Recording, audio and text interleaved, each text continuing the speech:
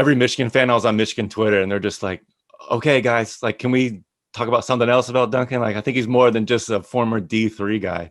But I was talking to our boy Harry last night, and it was a funny story that he told me, and it was like, I think a microcosm of you, and I want to get into some of like your confidence building throughout the years. But he told me that he was in Ames with George's Niang. I think you're saying that Yeah, right. George. Yeah, Yeah, your George. buddy George. Yeah. Sorry, and you were considering, it was after your freshman year at Williams, and you were considering transferring. Coach left, considering transferring, and you called him up, and you're like, "Do you guys think that I can like play at Holy Cross?" And Harry's like, "The hell are you talking about, Holy Cross?" Yeah, dude, like set your heights a little higher there. Like, it's funny to think about, even but with your ability, but just did that have to do with your late growth spurt, just your slow movement up? Like, because I know you had success even in high school and your prep year, but where does that come from, where you even commit early to Williams and you don't do recruiting in your prep year, and then you come out and you're like, maybe Holy Cross? Like, where does Yeah. that come from?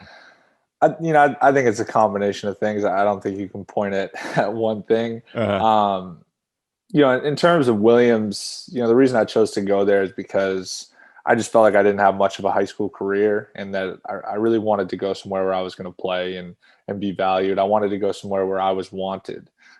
sure. So I committed to a Division III school before I played my last year of high school basketball, which is pretty uncommon. I mean, normally guys would wait to see if a scholarship popped through or whatever. And but I was comfortable with it. I loved the coach. It was a great situation for me. I felt like I was really going to play, and a lot of it was like, I'll never forget. It was like a blur, but my coach at Williams took a Division I job, and then we have this weird stretch of like 3 or 4 weeks where we don't have a coach, and I'm like kind of starting to think about, maybe I should just see what's out there. I really didn't want to leave Williams. I was like, I should just see what's out there. Yeah. And I remember like early feedback being like, yeah, maybe like some of the Ivy League schools that felt like they missed out on you might come around and recruit you, or like maybe a Patriot League school, or like, something like that. And, at that point, I'm 12 months removed from playing AAU basketball or high school basketball, and being told that you're not good enough to be like a low major Division I player, let Yeah. alone a high major. So it's like, so much. And that's part of the problem of like today's culture, particularly with like youth sports. But I really think with youth basketball, I mean, I just know I can speak to youth basketball because I know it, because I went through it. But it's like there's this constant effort to like label kids, for what they are. And what they are is kids. Like they're high school kids. Like they're so far from what they could be. But Yeah. the recruiting process is just so twisted in that, like, once a kid gets like one Division I offer in that conference, now all the other schools want to recruit him, but nobody wants to be that first one. And it's Yep. like this constant battle of like, well, I don't want to look bad. I don't want to offer the kid that doesn't have any offers. Like I might lose my job. It's like more about protecting where you are in the role that you have than like actually trying to find the people that are going to fit your program. So, I think it's a combination of things, but that, so much of my career really, as I've moved forward, has been about developing the belief that I'm like good enough. And that's why I feel super fortunate to have people around me like Harry, who's like, dude, what are you talking about? Holy Cross. Like, dude, I want you to go to I want you to go to Duke. Like, I want you to go to Stanford. I want you to go to Michigan. Like, that's Yeah. what he was saying. Yeah. And at that point I was like incredulous. I was like, dude, no way. That is ridiculous. And then it wasn't until it started to like happen and it started to come to fruition. And then all of a sudden I'm on the phone with Coach Beeline and I'm taking a visit to Michigan, and it's just unraveled from there, to the point where like I remember, 5 weeks removed from when my coach left, I'm committed to be a Michigan Wolverine, and it's like a blur. And then 2 weeks after that, I'm on campus, and I'm like, holy shit, this just escalated real quick. Yeah. And then It's scary. with that comes like the like trials and tribulations of being like, holy shit, did I just rush into something that I'm not prepared to do? And that's when you just kind of accept that you made the decision and just keep pushing. But like I said, I'm fortunate enough to have people in my corner that see something in me that maybe I don't see at a given moment.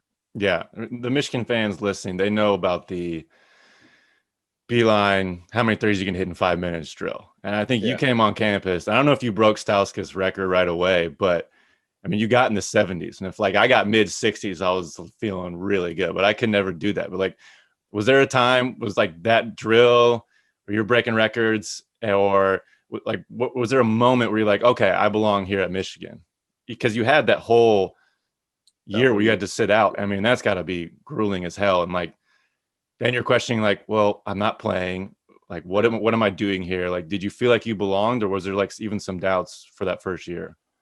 Yeah, that year was definitely challenging. I remember being very clear when I committed that I was going into that year with the mindset of, look, I have the best resources in the world now. I have people that are investing in me. Like, let's just see how far we can push this. Let's see how good I can get in a year. And I think having that really helped. Like, there wasn't this like constant need and want to like be on the floor. It was more so about like, no, like, let me get prepared to play the following year and let me check all the boxes and do all the things that I need to do to position myself to help this team win.